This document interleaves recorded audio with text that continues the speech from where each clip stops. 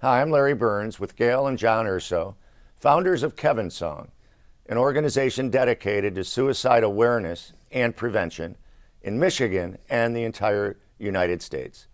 Gail and John, thanks for being here today. Thank you, Larry.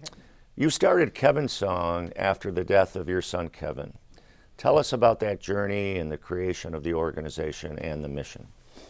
When we lost our son, Kevin, we knew nothing at all about suicide awareness, suicide prevention, and of course we'd read everything we could possibly read and realized that there were resources all over the United States and certainly here in Michigan, and just determined that there was no coordination of all of those resources. And so our mission was, and continues to be, to bring these experts together and to try and raise awareness to the issues of suicide, its prevention, and making everyone aware that if you see something, say something.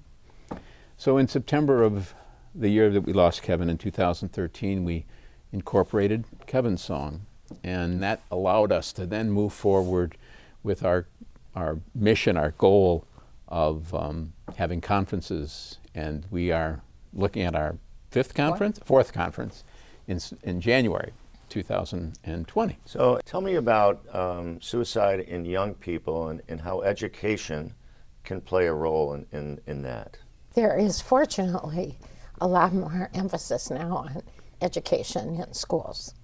And part of our conference this year is going to include a school summit for the first time. We want teachers, school counselors, school social workers, and so on, to leave that day with tools that will help them back in the classroom, because everyone has to be aware of what to look for, to how to help. Because so often, like with our son, we had no idea that suicide was a possibility. So how about people at risk? What advice have you learned that you might be able to give people that might be at risk?